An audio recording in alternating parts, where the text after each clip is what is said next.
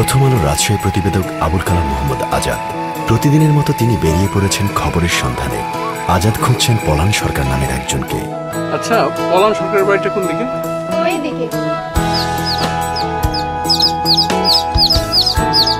পলান সরকারের বাড়ি? হ্যাঁ, পলান সরকার। উনি কি আছেন বাড়িতে? সকালে বইয়া কফি যায় বাবা জানি।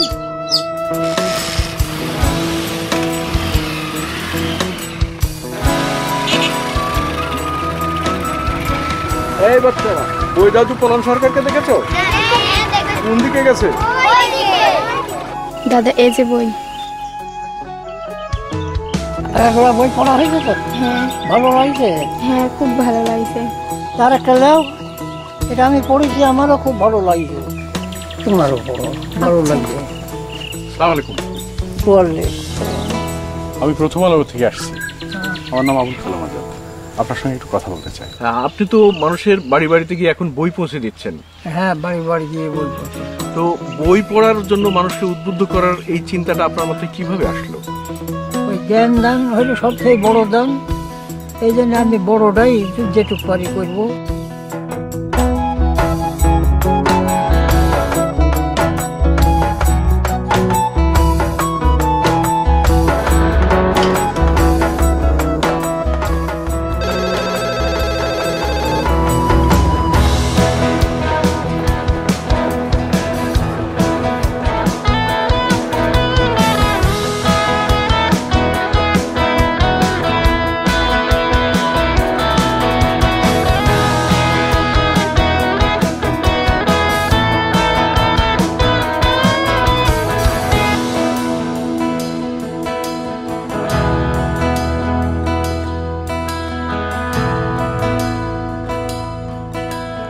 ফেব্রুয়ারি 2007 পলান সরকারকে নিয়ে প্রচ্ছদ প্রতিবেদন ছাপা হল প্রথম আলোর ছুটির দিনের পাতায়।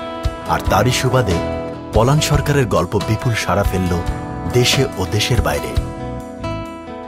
প্রথম আলোর পাঠকরা ছড়িয়ে আছেন বিশ্বজুড়ে। বিশ্বের 210টিরও বেশি দেশে পৌঁছে গেছে প্রথম আলো।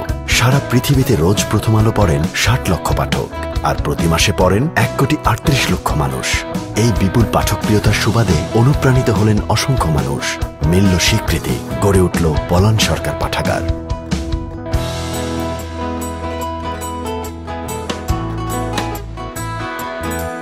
20 ফেব্রুয়ারি 2011 পলান সরকার পেলেন 21শে পদক।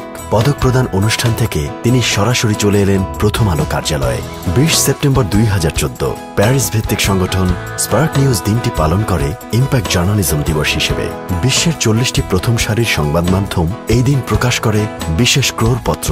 এই দিনে আবুল কালাম মোহাম্মদ আজাদের পাঠানো পলান সরকারের খবরটি বিশ্বের বিভিন্ন সংবাদপত্রে ছাপা হয় একযোগে। প্রথম আলো সম্পাদক মতিউর রহমান যোগ দেন প্যারিসে অনুষ্ঠিত ইম্প্যাক্ট জার্নালিজম দিবসের আন্তর্জাতিক সম্মেলনে। সেখানে দারুণভাবে প্রশংসিত হয় প্রথম আলোয় প্রকাশিত ইম্প্যাক্ট জার্নালিজম দিবসের বিজ্ঞাপনটি। ইম্প্যাক্ট জার্নালিজম দিবসে প্রকাশিত ক্রোড়পত্রটি হাতে তোলা সেলফি আসে সারা বিশ্ব থেকে।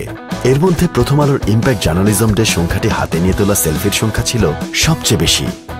এখন কাতার ও বাহরাইনের পাঠকরা পাচ্ছেন প্রথম আলোর সাপ্তাহিক উপসাগরীয় সংস্করণ। উদ্বোধনী সংখ্যার প্রকাশনা অনুষ্ঠানে উপস্থিত ছিলেন প্রথম আলো সম্পাদক Matiur Rahman. I want support from you. আপনারা যারা বাংলাদেশিরা আছেন, আমার মনে হয় আমাদের একসঙ্গে কাজ করতে হবে।